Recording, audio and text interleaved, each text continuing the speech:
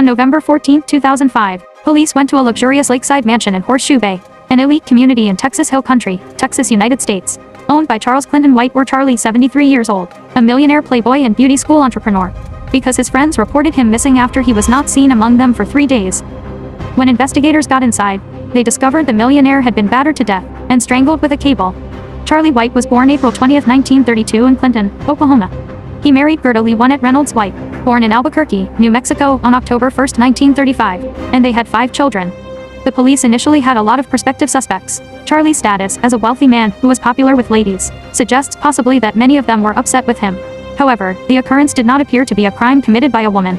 Police got that it could have been the result of a failed business deal, as his bag and documents were tossed away and strewn on his body. Police then discovered that the day after Charlie was murdered, his newspaper dated November 12 had been taken from the porch and read, indicating that the perpetrator had remained at Charlie's house after the murder.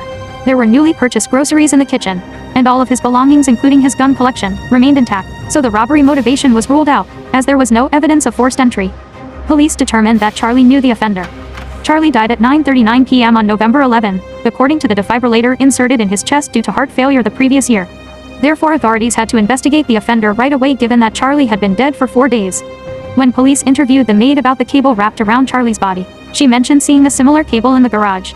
Who is so familiar with the location of Charlie's house? The New Mexico police came to his ex-wife Gerda's home in the village of Ruidoso, New Mexico. They learned that during her marriage to Charlie, Gerda and her children were abused and tormented by him.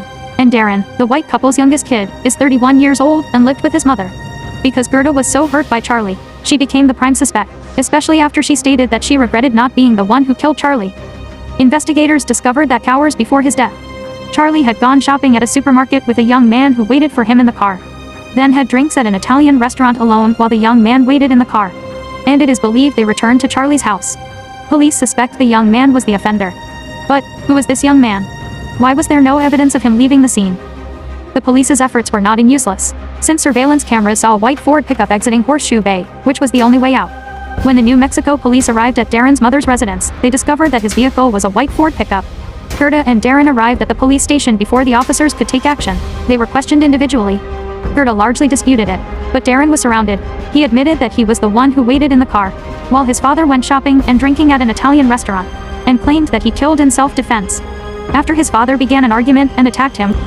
However, the facts did not corroborate his claim, as the examination results proved that Charlie was attacked and killed in cold blood, regardless of who started the fight, since Darren harbored resentment because he had been abused from young age to maturity. Darren's DNA was also found on the killer's cable, as well as his fingerprints in the newspaper. Darren White was found guilty and given a 20-year sentence.